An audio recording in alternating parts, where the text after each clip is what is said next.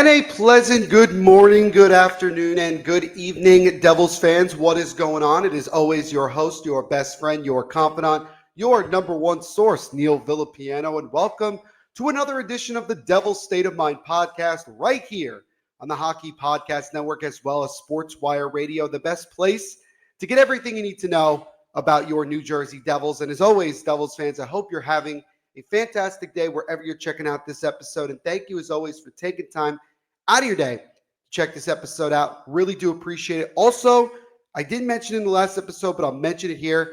We have now officially reached 5 years since the Devil's State of Mind podcast started, all the way back in June of 2020. I announced it over the weekend, and I said it on social, but I'll say it really quickly here, that I just want to thank everybody for their continuous support of the podcast, of myself, and just how much this podcast has grown over the years and making it such a popular Devils podcast. And again, I just appreciate everybody for being there for me, really loving the episodes and loving the stuff that I put out.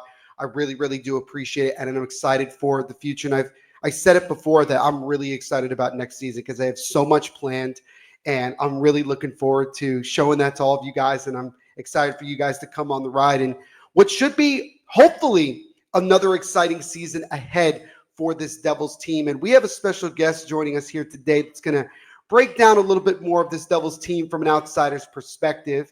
Because, I bring on a lot of Devils, writers and things like that. But I like to also bring on people that are not Devils fans, that have more of a, I guess you would say, unbiased opinion on looking at this Devils team and giving their own thoughts. But before we jump into that, just really quickly, shout out to our sponsors over at DraftKings Sportsbook. You bet $5 when you sign up with our promo code THPN. You bet $5 at least on your first bet. You get $200 instantly in risk-free bets. It is an absolutely perfect time right now to jump in on it with the Stanley Cup Finals going on right now. And we've had so much excitement and action through the first 3 games. NBA Finals, actually game number 3 is actually tonight. So make sure you guys sign up with DraftKings and use our promo code THPN to get in on those cash prizes and so much more as well. So once again, sign up with DraftKings Sportsbook, use our promo code THPN. You bet $5, you get $200 instantly in risk-free bets. And again, shout out to DraftKings Sportsbook, the official sports betting partner of the Hockey Podcast Network. And as always, Devils fans, make sure to bet responsibly. All right, let's jump into it, shall we? So I've been a fan of this guy for a while. He's incredibly popular in the hockey world on YouTube. He's also very popular on Instagram and certainly popular on TikTok. Over 20,000 followers, subscribers, however you want to call it, on whatever platform. But I'm really excited to have him on today. And let's just jump right into it with introducing our guest today. We welcome on Jimmy Hockey. Jimmy, what's going on, man? Thank you for joining the Devil's State of Mind podcast. How are you doing today, my friend? Doing fantastic, man. Congrats on 5 years. It's not an easy feat. Good work. Thank you so much. Yeah, it is no easy feat, and it feels like yesterday since when I started this podcast, and I've come a long way, and I'll never forget the first. I'll tell really quickly. I think the first big interview I ever did was with former Anaheim Ducks goaltender Jonas Hiller about 4.5 years ago. I had him on. I reached out to him through LinkedIn, and he jumped on the podcast, and I hope he's doing well. I still have that episode. If you haven't checked it out for whatever reason, I highly recommend it. My voice is a little different than it is now, but nonetheless, really do recommend you check that out and all the episodes here on the podcast. So, Jimmy, before we kind of dive into the Devils, I want to let people, my listeners, my followers, people here on YouTube, kind of get to know you a little bit more, just so that in case they're unfamiliar. So talk to me a little bit about what you do and how it all came about and how you've grown so much in the hockey community. Yeah, sure. So I started my page kind of similar to you back in 2020. I really have always been more of a creative person. So I started making content. I think it was around like Call of Duty type of stuff when I first started making it. But I was always a big hockey guy, right? Played goalie my whole life. Big like backyard hockey kind of guy. Always was doing something with it.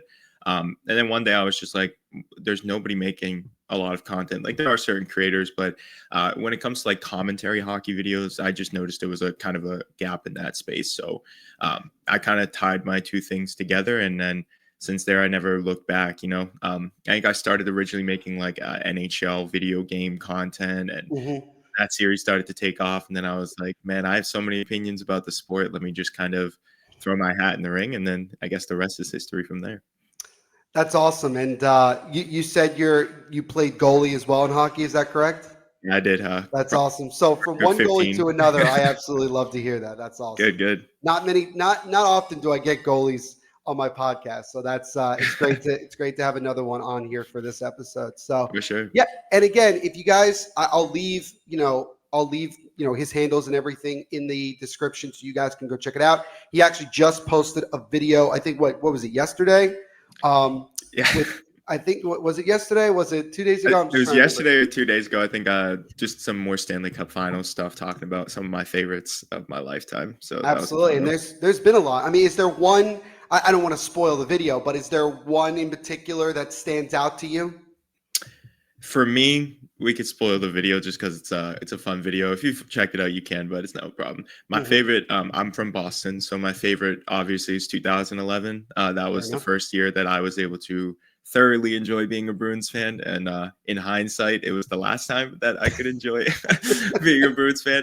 But it was like that when anyone's featuring the Yeah. Bruins. I also really, really enjoyed the 2014 Stanley Cup Finals, the Kings and the Rangers. That one, for some reason, that final goal call just is stuck in my memory forever. Double OT, just Yeah. insane from Martinez. So that was fun. And you get the legendary Doc Emmerich on the call, which of course, how can you not? Yeah. Obviously, I got to do a devil's plug there, for obvious reasons. But yeah, no, that's awesome. I think for me, like just as unbiased, I'm trying to think of like what I think honestly, like I wish the only thing about last year was that it did go 7, but there were so many blowouts that it was kind of you didn't feel like we had a good game until game 7. I mean, in this year's final, the first 2 games were really, really good. Game 3 was whatever game 3 was, just an absolute, shit kicking by the Florida Panthers, which it didn't surprise me from Florida side. I think it surprised me with how much Edmonton took the bait and just absolutely became so incredibly undisciplined. But Yeah. no, there's a lot of good finals. Not too long ago, actually, I think it was literally yesterday. It was another anniversary. It was 22 years ago yesterday that the Devils won their last Stanley Cup, which was in the '03 finals against the Anaheim Mighty Ducks when they won in 7. And I still to this day believe that Marty Brodeur got absolutely screwed and should have won the Conn Smythe that year. 3 shutouts in the finals alone, 7 in total in the playoffs. But everybody was infatuated with J.S. Shiger. Hey, And I'll say that did make the list. That is one of my favorite fair ones. enough. Like just looking back, man, and watching that finals. Like if you guys have it, go back, find it on YouTube. There's I agree. videos everywhere. Yeah. It's so entertaining. Just the goaltending battle. It's a masterclass. Just perfection. It was truly an awesome final because you had an Anaheim Ducks team that came in as a Cinderella, surprised everybody. And then you had the Devils who just, a lot of people say they came straight out of Central Casting. Like they're just a gruff and tough team, a team that will just grind you down. And they really, especially at home, just absolutely dominated the Ducks. And I think that it just proved that the Devils, especially during that time, were one of the best teams in the league. It's been a long time since I could say that, unfortunately. I feel a lot of your pain when you say like, oh, like 2011 was the last time you were, Yeah, yeah. enjoying it. Only recently have I been able to enjoy watching the Devils get into the playoffs, even this year. And I know, and we'll get into it in just a moment, but like even this year, despite everything that happened, them just even getting into the playoffs and winning a game, I think was about as good as it was going to get with Yeah. everything that went down. So let's just jump right into it. And again, I highly recommend you go check out his video talking about the Devils. He kind of talked about it right after they got eliminated in the first round of Carolina. Gave the Hurricanes a little too much credit, but that's just my opinion. Nonetheless, Jimmy, we won't hold it against you here. So when you look at the Devils going into this offseason now, what are a couple of things? And I know one of them, obviously, you're going to tell me is injuries, but what are some other things that maybe stood out to you as to why the Devils couldn't put it together this year and go on a deeper run than I think people expected them to at the beginning of the season? Yeah, I think for me personally, I would probably say the biggest thing was without Jack Hughes, and I'll try to not talk about injuries so much, but I I think think you this can. It's post, fine. yeah, to try and give you a little bit more insight into it, I think this really showed you how valuable a player like Jack Hughes is to their lineup because to me, I noticed there was a significant struggle to get into the Carolina Hurricane zone the entire series. Their power play was just awful. And it seemed like without him driving it, nobody else could get going. And as much as I love Heischer, I love Meyer and Brat, I couldn't see that one guy who was able to start up their offense the way that Hughes can. So that obviously is the biggest thing. But stepping away from Hughes and his injury, I do think that depth was more of a concern than I thought it was going to be in the playoffs.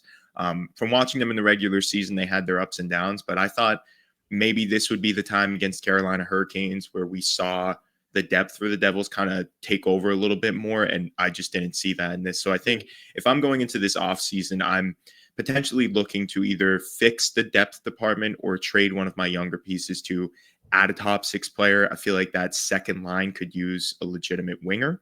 Mhm. They tried to do that with Toffoli a couple years back. And while I like Toffoli, it just didn't seem like it was a good fit for them. So maybe something like that this offseason. But with Hughes back, I think the main thing is going to be, can he stay healthy? Can Hamilton stay healthy? And are they committed to these players to move forward?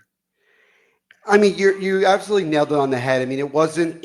You knew that the Devils' season was in major trouble once Jack Hughes got hurt, regardless of where they were in this, in the standings and everything like that. But I kept saying that I gave guys like Heischer and Bratt and Meyer a lot of credit for not allowing the season to completely fall apart and still string together enough wins to get into the playoffs and at least give themselves an opportunity. And I felt like that there were little periods during those 5 games where I felt the Devils were in it.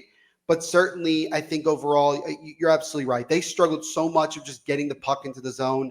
They basically played Carolina Hurricanes hockey, and that's just not what the Devils are able, can do. And that's not their style of play. And so that really became very frustrating, especially in the overtime periods. You just felt like at some point, Carolina's going to score and that's going to be it, because the Devils just really struggled to get into the zone. And not having a guy like Jack who can get into the zone with fairly ease and start setting things up, I think was a major factor. One thing that I have said, and I don't know if you would fully agree from an outsider's perspective, is that I've been very critical of the way that the Devils general manager Tom Fitzgerald has constructed the team to an extent, because it feels like a lot of the time when Jack Hughes in particular is out and he has had issues with staying on the ice and staying healthy, that the team cannot fully continue to push without him on the ice. It seems like they've built the team around him. And then if he's not playing, then the rest of the team can't fully click. And I'm not trying to knock on Nico Heischer, Bratt, Timo. I feel like they all stepped up. It's just that it feels like with, you mentioned depth, and the lack of it, that it just, if he's not playing and going, then a lot of the majority of the team is also not going. Would you agree with that assessment, or is it something different? I do agree, and I actually think it's pretty fair to go at Fitzgerald here because you look at the Devils lineup right now, arguably Jack Hughes is on the best contract in the league. So this is kind of the time to really go all in on this young core and try and build around him because yes, he has his injury problems, but the reason he's likely getting so many injuries is because he has to do so much. You need to take some of that pressure off of him. And obviously other players like McDavid, Eichel, they all can carry the load and not deal with the injury. So it is unique to him being a smaller guy and maybe needing Mm-hmm. to address that in his offseason training. But for me, the way I look at this team is I feel like the Devils are in maybe one of the more tricky spots across the league because all of us believe that they should be in contention, right? Because they have some pieces. They now have an older goalie. They got guys like Dougie Hamilton, but then they Mm-hmm. have guys like Jack Hughes, Nico Heischer, who aren't exactly like young, but they're not exactly old. They're kind of like entering their primes, if that makes sense. Right. So we all want them to contend, but realistically, any other team like Anaheim, we're not talking about them contending right now, and they might be in a similar spot to New Jersey. It's just Okay. because the Devils have overachieved in some lights, especially against New York a couple of years ago. I really do think that set almost higher expectations on New Jersey than there Yeah. should be, just because they overachieve so much. So to me, I think that maybe just addressing some of those top line issues would really help. And maybe that means trading some of the people. And I always get this guy's name wrong. Simone Nemec, is that how you say it? Shimo Nemec. Simone Nemec. Okay. Yeah, So I to, understand. A lot of people, it's not the easiest name to. I've heard it a million times, so yeah, it's I not a got. big If I deal. watched more, maybe I could understand it more. But that's a guy to me that's like, okay, you have a young guy like him who clearly needs a few more years of development. And if Mhm. you're a Fitzgerald, what's your timeline looking like for a Stanley Cup? Are you Sure. trying to be in contention with Markstrom over the next 3 years? Because how much longer does Markstrom have in his career? Yeah. Are you going to be all in on Quinn Hughes? Is that your big move that you're waiting for Vancouver to finally give up on? Which Yep. I think is kind of a silly thing to wait on. To me, it's kind of like this is your time. You have the cheaper contracts, invest in the team. Don't be afraid to move off of Nemec or anybody like that. I think that Yeah. that's kind of the position they should be in right now because you have the core pieces, but you have to do a better job at surrounding Hughes. I love that you brought up about basically Tom Fitzgerald needing to take risks because I like using the Florida Panthers, not in the sense of the way that they're built right now, but just the fact that Bill Zito went out and made moves that maybe some people would have been hesitant to make. I mean, you trade away Jonathan Huberdeau, a fan favorite, a guy who was producing, and you acquire Matthew Tkachuk, and that ended up being the missing piece to them winning a cup because their whole goal, at least at first, was we got to get past Tampa. Once they started doing that, it was like, okay, now we got to go. We got to make a long run and win the cup. And you get Matthew Tkachuk, and it has been tremendous. It has been absolutely tremendous.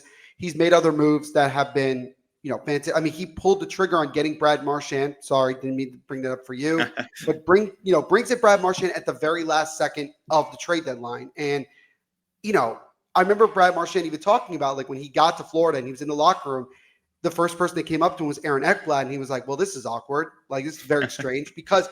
For several years, there was that dislike between Yeah, Brad Marchand and about half the Florida Panther team. Now he's on that team, and he has become just as beloved in that locker room as anyone else that has been there longer than he has. But again, I feel like with Tom Fitzgerald, and I feel like all Devils fans would agree with this, while he has made some pretty strong moves, getting Timo Meier, getting Jacob Markstrom, there are other times where I feel like he could have pulled the trigger and he didn't.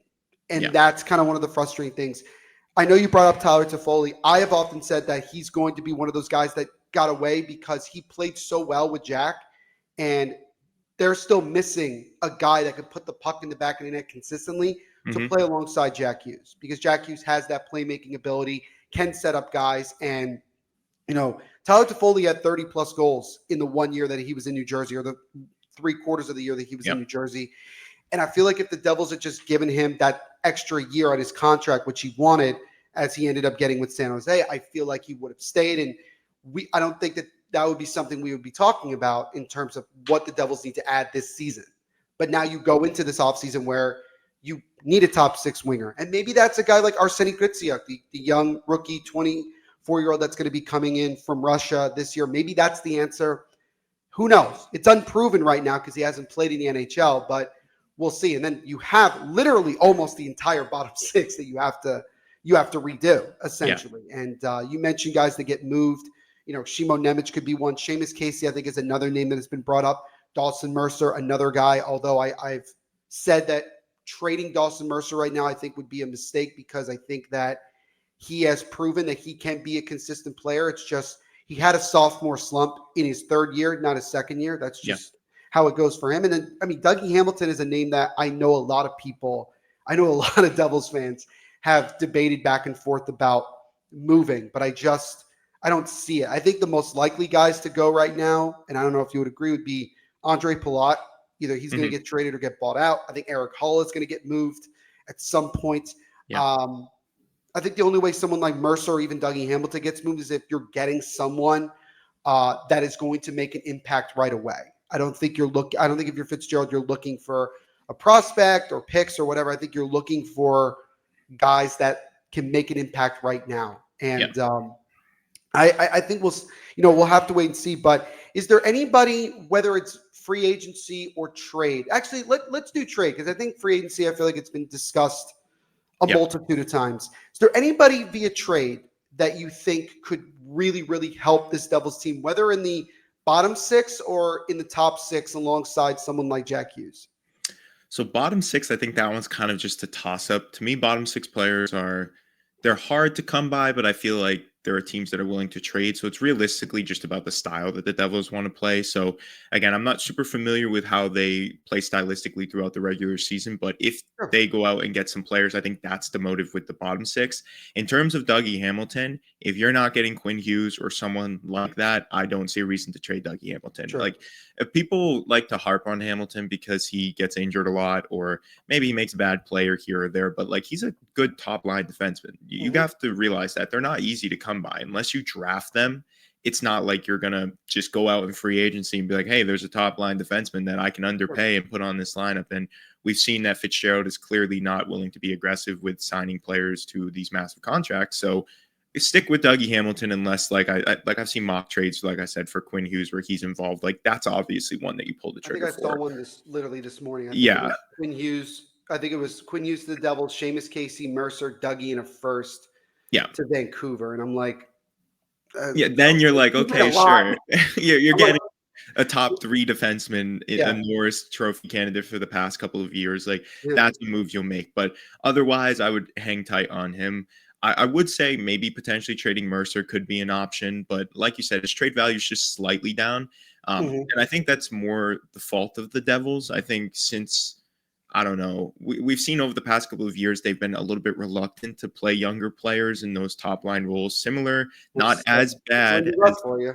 yeah, that's Lindy Lindy Ruff, Ruff right? for you for sure. Yeah, Yeah, we're seeing that with the Rangers a little bit with Lafreniere and Kako, how that all went down, and sure. Heedle, and now they're kind of getting older because they didn't put their young players in a position to succeed. And when fans see that, they don't think, oh, it's the coaching's fault. They're like, oh, these players, they suck. Like they're not Yeah. going to be good. Look at And Capo Caco, right? He gets traded to Seattle and he starts exactly. flourishing because he's put into the right position. Yeah, and I don't mean to upset you, Devil fans, by comparing you to the Rangers, but you guys are in a very similar state with how you develop your young players. And the Rangers are far Noted. worse to me, but I do think that that's going to be something that the Devils need to focus on heavily this year. Like, if you don't want Nemec, I'm gonna keep saying his name wrong, so just whatever. No, you had it right. You got Okay, it good. right. There If you you go. Nemeth. don't want Yep. Nemec to play on your top line, then you trade him or top Yeah. two lines. Like he can't be playing third line defensive minutes. You guys to expect him to actually develop Mhm. into the prospect that he's supposed to be. You have to give him significant minutes. And if Dougie Hamilton is preventing you from doing that, or obviously you have Luke Hughes now, like they're younger. Give them the minutes. If it doesn't work out while you're developing, you can't be upset about it 3 years from Right. now. So to me, there isn't like a specific player I would say go out and get. I think it's more about what are you going to do with this roster? Are you committed to developing your young Sure. guys, or are you more in a win within the next 3 years mode and be a little bit more aggressive by moving off of these young guys? I think that's kind of the decision that's facing the Devils right now.